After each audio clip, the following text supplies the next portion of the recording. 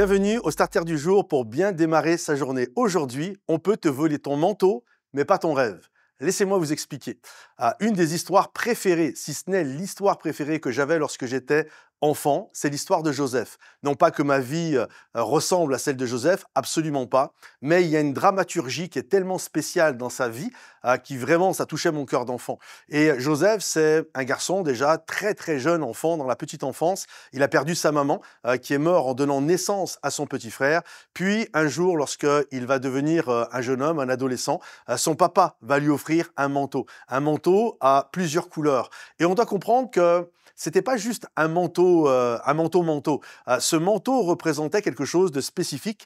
Faut comprendre qu'à cette époque-là, il y a quasiment 4000 ans en arrière, lorsque le papa donnait ce type de manteau, c'était qu'il faisait de cet enfant un peu, même pas un peu, totalement, celui qui allait avoir une double portion de l'héritage par rapport aux autres. Quand bien même, il y avait des frères devant lui. Et c'était vraiment le cas de Joseph, il y avait des frères devant lui. Et donc, quand les frères ont vu ça les a mis en colère.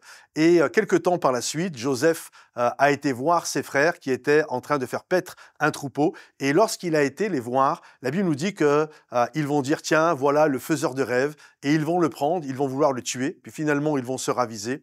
Ils vont le jeter dans une citerne. Et la chose qui énervait les frères, en plus de ce manteau, c'était que Joseph avait eu un rêve. Et Joseph, qui était très relationnel, qui parlait facilement, qui avait le défaut de la jeunesse, c'est-à-dire qu'il ne maîtrisait pas trop ses paroles et à qui il doit parler et à qui il ne doit pas parler, avait dit à ses frères, c'était pas le plus judicieux, mais il avait dit à ses frères qu'il avait eu ce rêve qu'un jour, ses frères se tiendraient littéralement devant lui et lui était en position haute, il serait un responsable et eux finalement allaient s'agenouiller. Et donc vous comprenez que les frères, ça les a mis totalement en colère, ils l'ont pris, ils ont voulu le tuer puis finalement ils sont ravisés, ils l'ont jeté dans une citerne, ils l'ont vendu comme esclave pour ceux qui connaissent l'histoire, il a été accusé ensuite de viol, jeté en prison. Puis à la fin de l'histoire, Joseph va se retrouver être le premier ministre du pays d'Égypte. Et on voit qu'à travers toute la vie de Joseph, chez Potiphar, dans la prison, et lorsqu'il est devenu premier ministre, en fait, son rêve a toujours demeuré, son caractère a toujours... C'est pas parce qu'on lui avait fait du mal que son caractère avait changé, il est resté le même. Il ne s'est pas laissé voler qui il était au fond de lui. On lui a volé son manteau, mais on n'a pas pu lui voler son rêve. On lui a volé son manteau, mais on lui a pas volé son caractère. Et ce que Dieu avait décidé dans sa vie a fini par s'accomplir.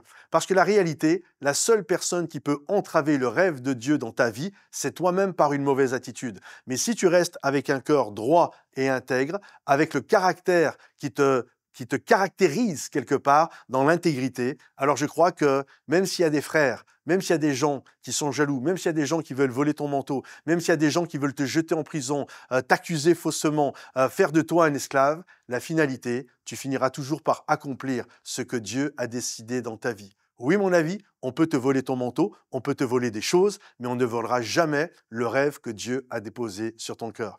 Que Dieu te bénisse, que Dieu t'encourage. Si tu as envie de partager ce message, partage-le, pense à le liker. Et également, sachez que nous sommes actuellement dans une campagne de dons qui s'intitule 1000 merci. Alors, si vous désirez nous soutenir financièrement de tout le travail que nous faisons, si vous êtes béni par les starters et que vous désirez vous-même semer, alors juste sous le lecteur des starters, vous avez un lien qui s'intitule campagne de dons pour les 1000 merci. Allez cliquer dessus et merci pour votre générosité. À bientôt les amis. Bye bye.